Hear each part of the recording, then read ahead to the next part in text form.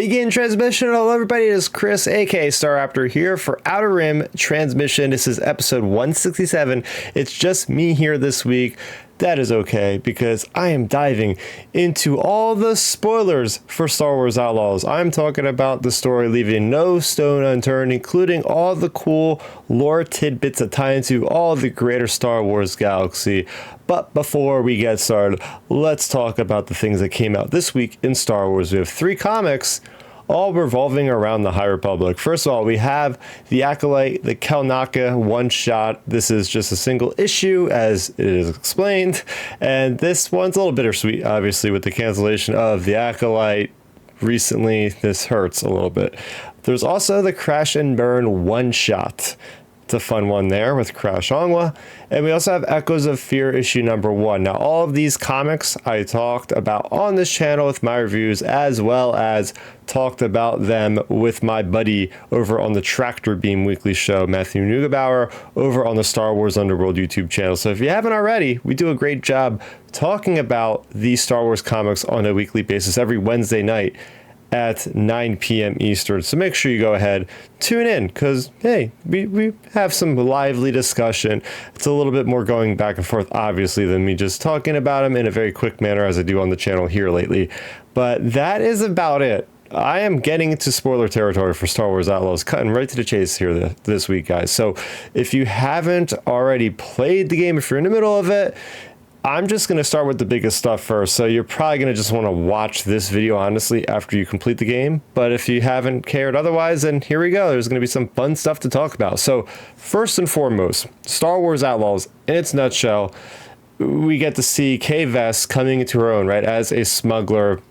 She gets this job to basically steal from Slero, who is the head of this Zarek Besh organization of crime. They are centered on Canto Bight. They are quickly becoming a very high up, a very high end type of organization, very high tech armor, different things.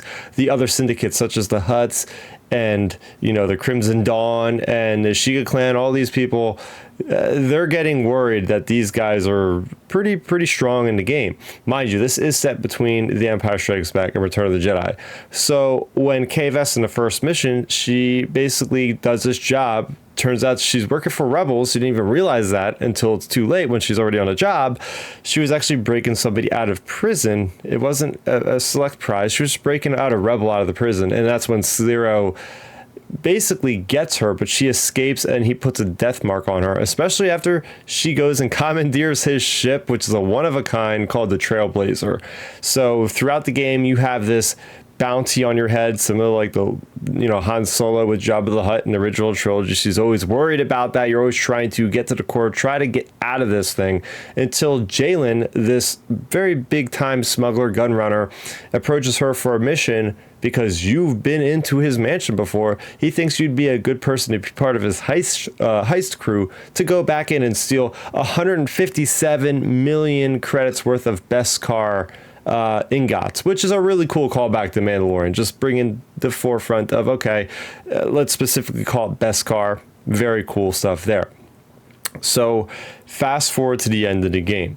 We find out that Jalen is not all who he's cracked up to be. He has an ulterior motive. Mind you, he was giving you the mission to going and getting these different specialists, whether it be slicers, whether it be, demolitions experts, combat experts, to do this big job, right? It's a very much like a setup like Solo, a Star Wars story in a way.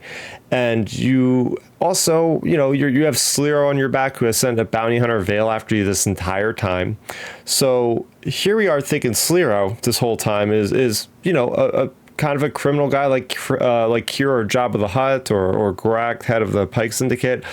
Well, you're on this mission. You get a tip off to go to this ISB installation, and you're thinking that Slero is actually going to meet like an Imperial dignitary, right?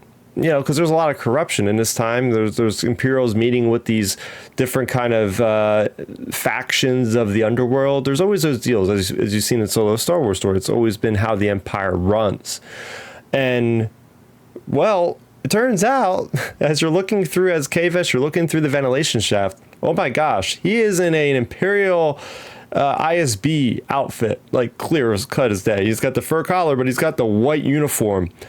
And then brings in Vader. Vader shows up, and that's when we know the true colors of Slira and his operation. It turns out that Slira has been deep undercover to create the Zarek Besh, who are just a front for the ISB, who is basically tasked by Vader to try to root out the rebels after their escape and their evacuation at the Battle of Hoth. So it's this whole big front. This whole time, the Zarek Besh are really just like secret Imperial operatives that are just looking like they're part of the underworld. So it's this really kind of cool idea. But this entire scene with Vader is really neat because you get to see Vader basically as just like, the Emperor's kind of operative going out and making sure the work is getting done. And he essentially scares the crap out of Slira by using the Force to shatter the glass that is holding his prized weapon collection of all these different things. And the glass is hovering over Slira with the Force, and you're just seeing all this kind of crazy hype of, oh my gosh, is this guy going to get killed? What's going to happen with Sliro?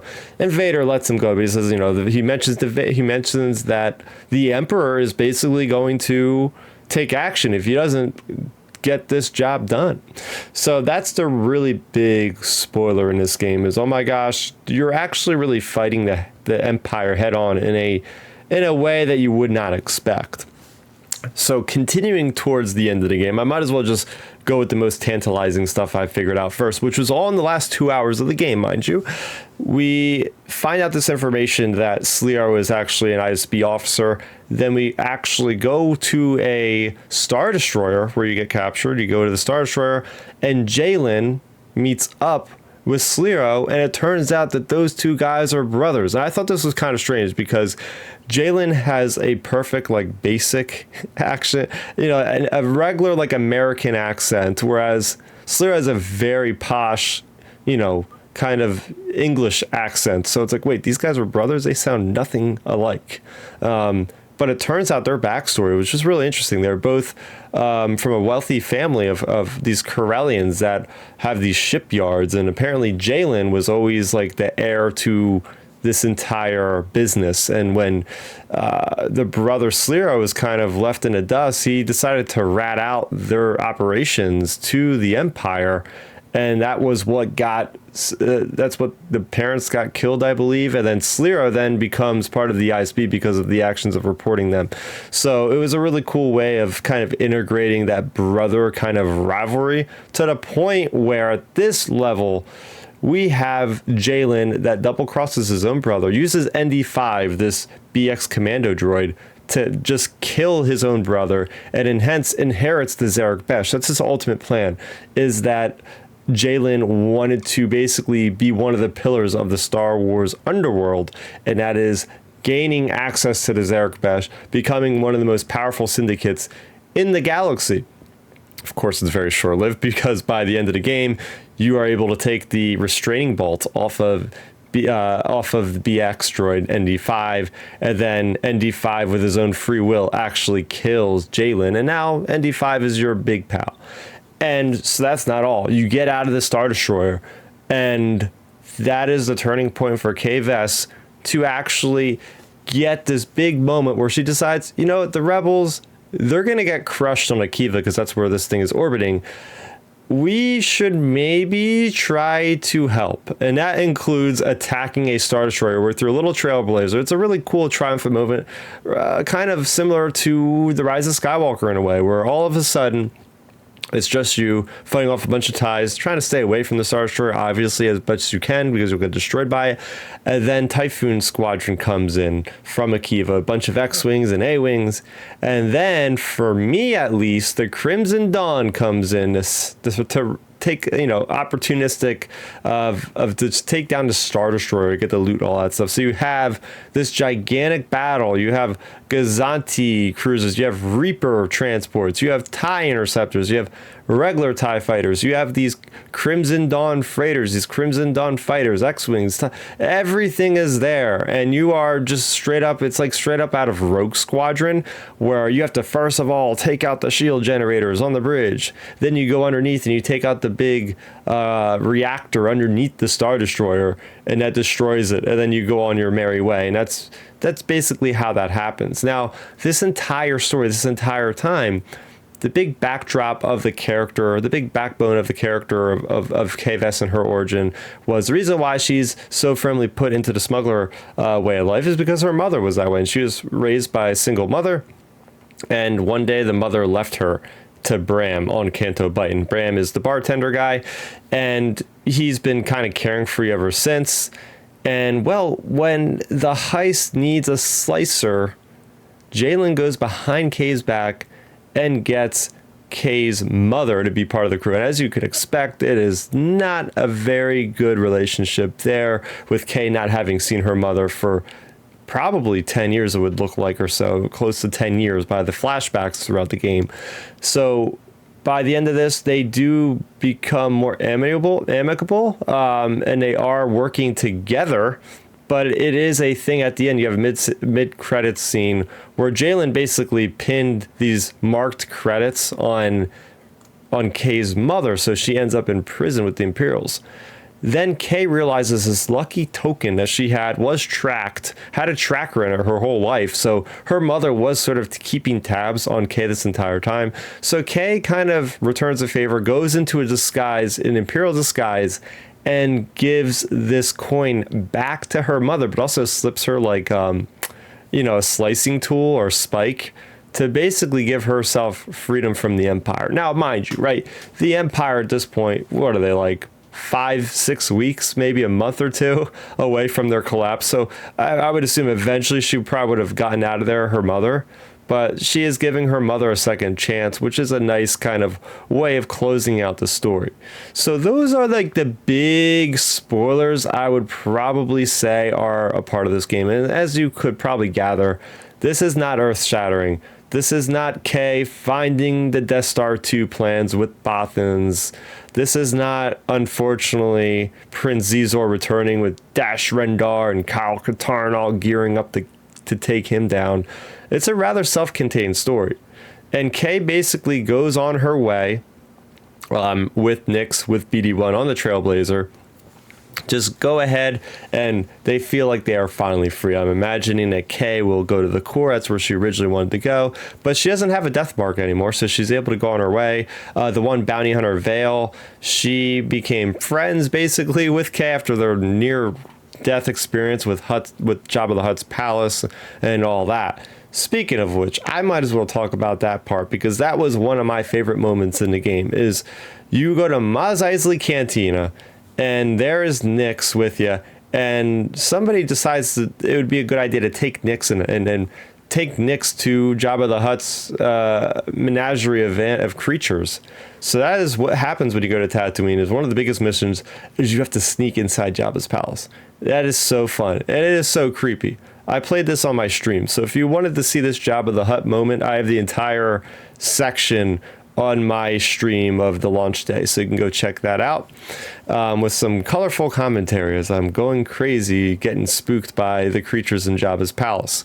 So you go through Jabba's palace, and then obviously you free Nix, and then you end up wandering into Jabba's throne room, talking to Jabba. He throws you into the Rancor pit. It's a nice bait and switch, because then there's no Rancor in there. It's actually just a bunch of those Mastiff dogs that you see the Tusken Raiders have. You take them out, then you're going to the hangar, and then that's when the Rancor comes out. And the Rancor is simply defeated by shooting these explosive canisters that end up kind of hovering and transferring over these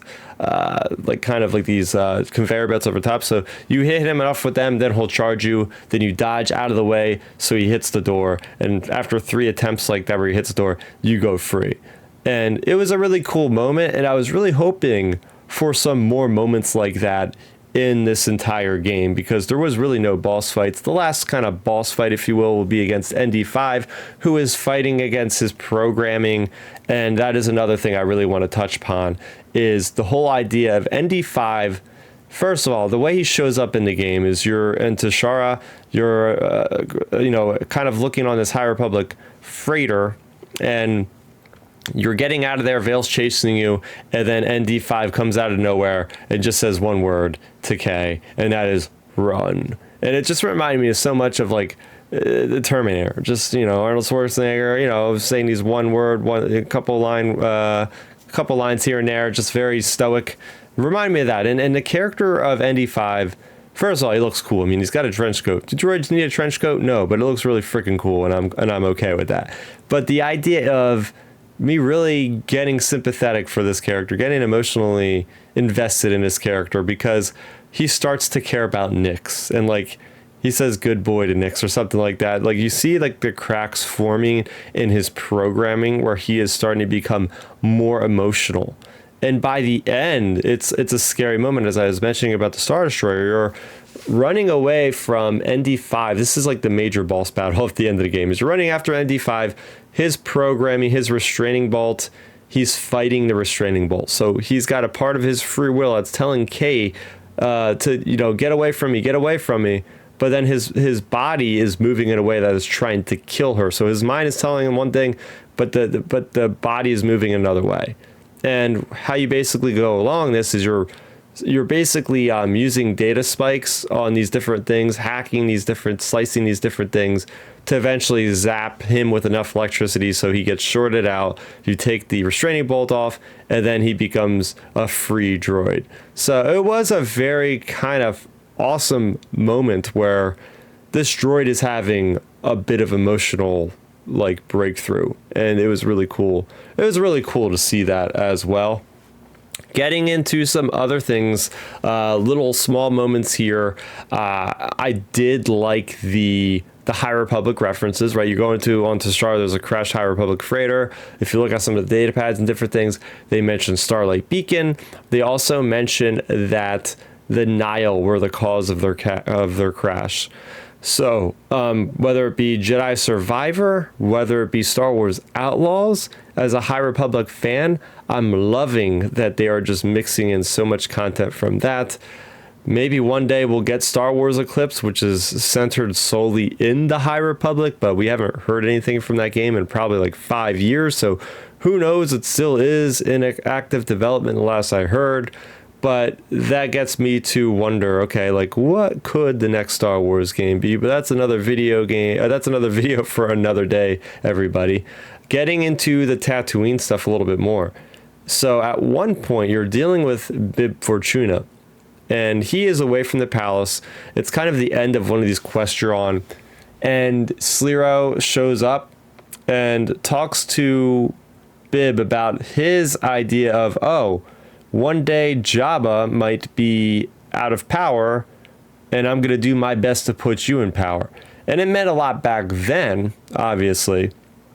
But at the time, nobody knew that he was part of the ISB, so now it makes even more sense. Like, oh yeah, the Empire has always had connections to the Hutts. Now they're going to want to put somebody in power that's a little bit weaker, like a Bib Fortuna, to have him as a puppet for what goes next. So obviously Sliro dies at the end of the game, but did he put the motion forward enough with some of his subordinates that will follow through with the plan of putting, Bib Fortuna in power? Because we know Bib Fortuna was in power for approximately 5 years or so, right? Because that's the time we see Jabba dead at the end of Return of the Jedi. Then we see Book of Boba Fett, Mandalorian Season 2 specifically, where Boba Fett just kills him. So he was in power for a good amount of time. So again, I like that callback. What I'm going to get into next are all these little cool lore bits and Easter eggs of, hey, how does this game connect with the wider Star Wars universe? And I will say this might be the most connective Star Wars video game to everything from the TV to the movies to the books and everything else. Because even at a surface level, right, the clear callbacks are, oh my gosh, Kijimi, yeah, it's from The Rise of Skywalker. It's great because we barely got anything about this planet in The Rise of Skywalker. Now we have this entire complex organization called the Ashiga clan, which are made up of the Melito species, which are an entirely interesting species on their own rights because they have to wear this armor and they have these filly kind of organic tendril things that are underneath their armor that can feel and sense things. And that is what the character Sarko Plank is from Way of the Jedi or something like that, which was one of the middle grade books that Luke Skywalker was investigating something, and he fights against Sarko Plank, and that's where you get all this lore about their species. But anyway, their species is governed by a queen, and at one point I was doing a mission on Kijimi, and there's a large Crimson Dawn presence there, and that's when you actually first run into Kira, and I'll get back to her in a moment. But I actually aligned myself with Kira on this one because the people of the Melito, some of them were kind of stratified because they were like, we don't want to have a connection to a weak queen. We want to be, connected to the Empire. So basically, I sided with the people that are with the Empire, and then you end up seeing the queen getting killed and usurped by the leader of this non-sect of the Shiga clan. So that was a really cool moment. But yeah, getting into one of the biggest connections going forward into this game, we ahead of time, we knew that this was heavily influenced by the War of the Bounty Hunters comics, because War of the Bounty Hunter comics take place rightfully so right in the middle of when this game is happening.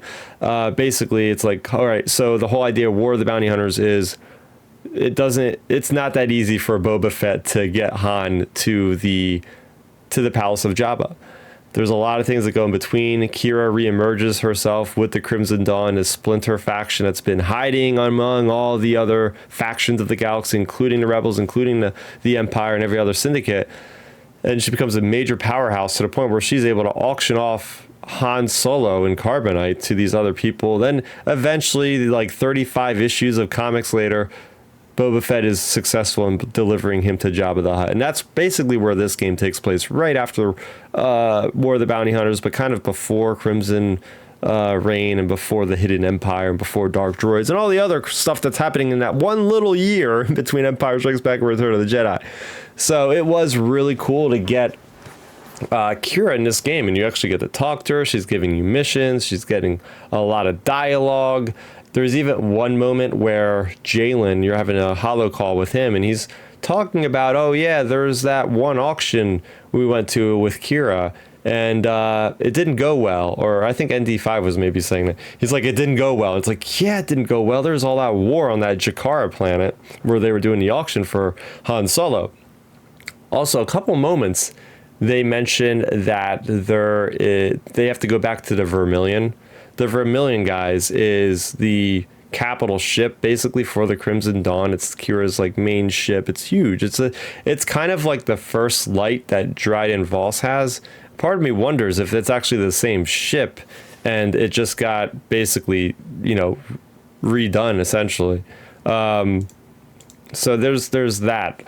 But yeah, so it was really cool seeing all the War of the Bounty Hunter connections. I absolutely love that part of the game. Just really getting into the weeds when it comes to all of the criminal syndicates, for sure. Other things I want to mention, since we're already talking about the comics, there was one mention of Jalen who originally had his smuggling ring on Nar Shaddaa, and he ran into a Hutt named Gracchus the Hutt. And Gracchus the Hutt he was doing deals with, and then somehow he used the hyperlanes of Jabba without his permission, and then Jabba found out he was smuggling using his hyperlanes, and that's when his penalty for Jalen was putting a debt on ND5 and ND5 becoming a prisoner for Jabba. But then I think Jalen got him back from Jabba, stealing him, and then so you basically go on this mission. This is one of the missions that people were really aggravated for because I think it was a pre-order bonus. They would get the Jabba's Gambit episode. And I think people were really getting up in arms over no reason because after playing that side mission, it's like a 10-minute mission. And it's really not that remarkable. It's really just a mission about ND5 explaining like what happened, how he was property of Jabba, and you have to like clear his debt by doing some missions that were not really that remarkable. So for anybody that was really bent out of shape about that, it wasn't a big deal. In the end, it really wasn't a big deal. So there's that. As far as getting into some other fun tidbits of the game, we also have big connection to some Star Wars novels, namely Star Wars Aftermath. And I had a feeling this could happen, and I was really going to be let down if it didn't happen. You go to Akiva, which is the planet that Nora Wexley, that Tem and Snap Wexley grew up on, or at least lived on for a time. And that was heavily featured in Star Wars Aftermath 1. That's, Ray Sloane's there. You got Gallius Rax shows up, I think, at the end, but it's like a bunch of Imperial holdouts are there. You get the Special Forces of the New Republic to go in there and different things. But it was great because you actually get to meet Tem and Wexley. And he's a teenager. I think he's like 16 or something. I mean, really, it's a couple months before we see him in Aftermath. So this is the Aftermath version of Snap Wexley, everybody. So first time seeing him with the long hair and the poncho, it reminded me just of Jedi Survivor, just of Cal Kestis and Jedi Survivor. It's a very temperate planet. And Akiva it's very tropical-esque, so a lot of rain, but a very verdant, very green, and very beautiful, a lot of water. So good stuff there. But it was cool because you get to talk with Tem and Wexley, and he's talking about how he's, where he's he works with droids and different things, and he has his own little droid shop, and he's helping you convert your speeder so it can fly over water. And at one point, I go into his shop, and there he has on the shop, I dissected B1 battle droid. And this dissected B1 battle droid can only mean one thing, guys. It has to be Mr. Bones, right? It has to be him building Mr. Bones. I would hope so. The interesting thing about Tem and Wexley is that he actually has his repair shop kind of conveniently on top of an old Separatist factory. So that was really cool for me, is actually getting to go into the factory of the Separatists. At one point in the game, ND5, his battery basically starting to die. You got to figure it's about 25-ish years after the Clone Wars that this game takes place in, or maybe, about 25-ish years since like the deactivation of all the droids. So they only have so much battery power. So you go to this Separatist factory, and it's really kind of haunting because you just see a bunch of these conveyor belts a la Attack of the Clones, and there's like fully finished droids that are just standing there like skeletons, like skeletal remains. And that is when ND5 is like kind of deactivating, and then your Rodian pal Gadek is trying to repair him, and it's really cool. But it's neat, and I really like the callback to the prequels. That's a great thing about this game is you get callbacks to the prequels, you get callbacks to Mandalorian, callbacks to the sequel trilogy. Like there's every possible thing, even the High Republic I mentioned. There's so much in this game that just relates to everything. We even have an entire little aside of a stormtrooper talking to another stormtrooper on the streets of Akiva, talking about how he once served on the Tarkin's will. And this is probably the epitome of an Easter egg or a deep cut for Star Wars fans, because the Tarkin's will was featured in Star Wars 2020, I think issue number 23 or something like that, and that is Commander Zara's flagship. And the whole story behind the Tarkin's will is it is a remembrance of Tarkin and of the destruction of the first Death Star by all the sycophants of the Empire. So the Tarkin's will is a Star Destroyer that was damaged in the blast of the Death Star. It was kind of way outside of the Death Star. You couldn't see it in New Hope, but it got hit by the blast of the Star Destroyer's destruction, and there's a big gash in it. And Commander Zara never wanted to repair that gash because she was the protege of Tarkin, and that was her dedication, her memorial to Tarkin, was leaving this scarred image of what the rebels did to the Empire. And she's able to kind of get a bunch of these patriot Imperials that have lost their own people aboard the Death Star to be these very gung-ho soldiers for her. So that was the whole thing, is like all these stormtroopers and different officers, they all were affected by the destruction of the Death Star in a personal way. So you have these guys there. So I love that little thing, and there's got to be a lot of other things like that. Now, I haven't found it yet myself, but there's been multiple reports that we find out that the Trail of Tears, or whatever it was, where the Mandalorians got exterminated, that we know about with Moff Gideon talking about them, that happened in 3 ABY, which is right around the time of this game, apparently. So, and that makes sense why they're talking about Beskar ingots as very valuable things. So, apparently, that was information that's new to Star Wars Universe through Star Wars Outlaws. So, got to give credit to Filoni and Favreau for starting to, let some more information out, because I've always been wondering, did that happen after Return of the Jedi? Did the extermination of the Mandos happen somewhere else? Was it right after Rebels, before New Hope? Like, it's been murky. So now we got that. But speaking of Nyx, by the way, Nyx is a character that is actually a Merqual, which is a standalone character. We kind of like Yoda. We don't know where it was from. We don't know if there are any more of it. All we know is that Kay found this creature on Canto Bight. Speaking of which, another canon callback. It's on Canto Bight. You're taking out Sixth Kin. That is from the Dr. Aphra comics. These are the local crime syndicate on Canto Bight, which is really neat because these guys were fleshed out quite a bit with the characters of Ariel and Just Lucky in the Dr. Aphra comics, who are kind of like the adversaries of Dr. Aphra at one point, and then they become pseudo-allies at another point. But then you also have the leader that's mentioned, Wendelphus, who is this like spider-like creature, like that one guy from the Clone Wars, similar to, I don't know if it's the same species as that, but it's cool because then you go into Fort Tarsis and there's this bumping music all around, and that's where you're going to really find a lot of fun stuff just like that.